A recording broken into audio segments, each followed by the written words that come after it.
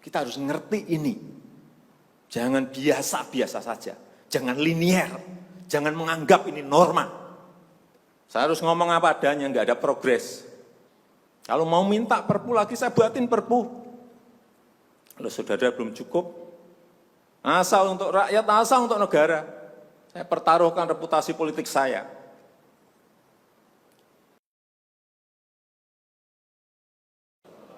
Selamat pagi, salam sejahtera bagi kita semuanya. Om Swastiastu, Namo Buddhaya, salam kebajikan. Yang saya hormati Bapak Wakil Presiden, para Menko, para Menteri, yang saya hormati seluruh ketua dan pimpinan lembaga yang hadir, yang tidak bisa saya sebut satu persatu. Bapak Ibu sekalian yang saya hormati,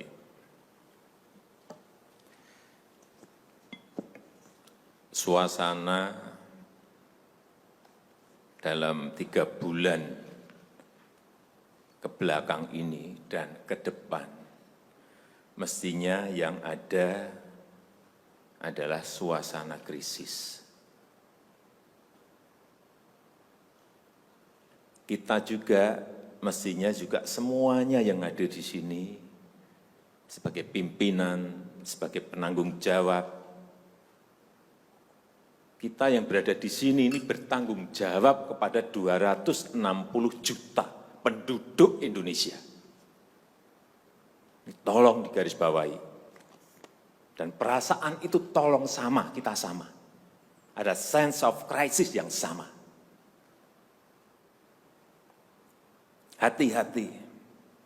OECD terakhir sehari 2 hari yang lalu menyampaikan bahwa growth, pertumbuhan ekonomi dunia terkontraksi 6, bisa sampai ke 7,6%. 6 sampai 7,6% minusnya. Bank Dunia menyampaikan bisa minus 5%. Perasaan ini harus sama. Kita harus ngerti ini. Jangan biasa-biasa saja. Jangan linier. Jangan menganggap ini norma. Bahaya sekali kita. Saya melihat masih banyak kita yang menganggap ini normal. Nah, kalau saya lihat Bapak, Ibu, dan saudara-saudara masih ada yang melihat ini sebagai sebuah masih normal, berbahaya sekali. Kerja masih biasa-biasa saja. Ini kerjanya memang harus ekstra luar biasa, extraordinary. Perasaan ini tolong sama. Kita harus sama perasaannya, kalau ada yang berbeda satu saja sudah berbahaya. Jadi, tindakan-tindakan kita, keputusan-keputusan kita, kebijakan-kebijakan kita, suasana adalah harus suasana krisis. Jangan kebijakan yang biasa-biasa saja, menganggap ini sebuah kenormalan. Apa-apaan ini? Mestinya suasana itu ada semuanya. Jangan memakai hal-hal yang standar pada suasana krisis. Manajemen krisis sudah berbeda semuanya mestinya. Kalau perlu kebijakan perpu, ya perpu saya keluarkan. Kalau perlu perpres saya keluarkan. Kalau saudara-saudara punya peraturan menteri keuangan, keluarkan. Untuk menangani negara, tanggung jawab kita kepada 267 juta rakyat kita.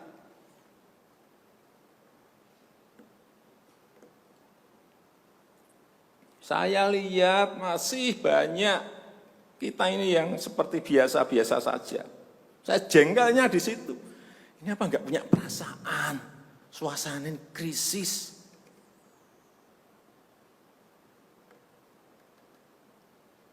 Yang kedua, saya peringatkan belanja-belanja di kementerian. Saya lihat laporan masih biasa-biasa saja. Segera keluarkan belanja itu secepat-cepatnya, karena uang beredar akan semakin banyak, konsumsi masyarakat nanti akan naik. Jadi belanja-belanja kementerian tolong dipercepat. Sekali lagi, jangan menganggap ini biasa-biasa saja. Percepat, kalau ada hambatan, keluarkan peraturan menterinya agar cepat. Kalau perlu perpres, keluarkan perpresnya. Untuk pemulihan ekonomi nasional, misalnya saya berikan contoh, bidang kesehatan, itu dianggarkan 75 triliun. 75 triliun. Baru keluar 1,53% coba. Uang beredar di masyarakat keren ke situ semua. Segera itu dikeluarkan dengan penggunaan-penggunaan yang tepat sasaran, sehingga men-trigger ekonomi.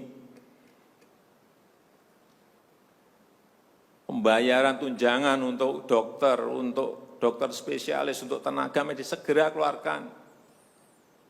Belanja-belanja untuk peralatan, segera keluarkan. Ini sudah disediakan 70-an triliun seperti itu. Bansos yang ditunggu masyarakat, segera keluarkan. Kalau ada masalah, lakukan tindakan-tindakan lapangan. Meskipun sudah lumayan, tapi baru lumayan. Ini extraordinary. Harusnya 100%. Di bidang ekonomi juga sama. Segera stimulus ekonomi bisa masuk ke usaha kecil, usaha mikro. Mereka nunggu semuanya. Jangan biarkan mereka mati dulu baru kita bantu, nggak ada artinya.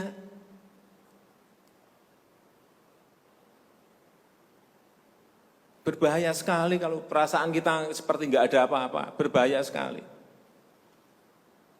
Usaha mikro, usaha kecil, usaha menengah, usaha gede, perbankan, semuanya yang berkaitan dengan ekonomi manufaktur, industri, terutama yang padat karya, beri prioritas pada mereka supaya enggak ada PHK. Jangan sudah PHK gede-gedean, duit rupiah pun belum masuk ke stimulus ekonomi kita. Hanya gara-gara urusan peraturan. Ini extraordinary. Saya harus ngomong apa adanya, enggak ada progres. Yang signifikan enggak ada.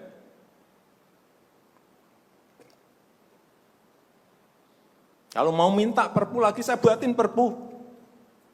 Kalau saudara belum cukup, asal untuk rakyat, asal untuk negara. Saya pertaruhkan reputasi politik saya.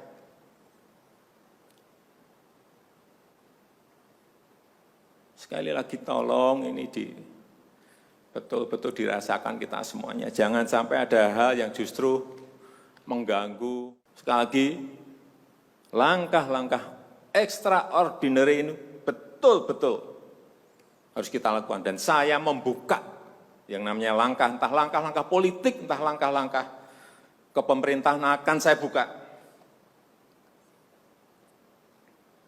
Langkah apapun yang extraordinary akan saya lakukan.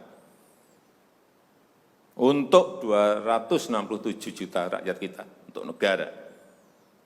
Bisa aja membubarkan lembaga, bisa aja reshuffle, udah kepikiran kemana-mana saya. Entah buat perpu yang lebih penting lagi, kalau memang diperlukan, karena memang suasana ini harus ada.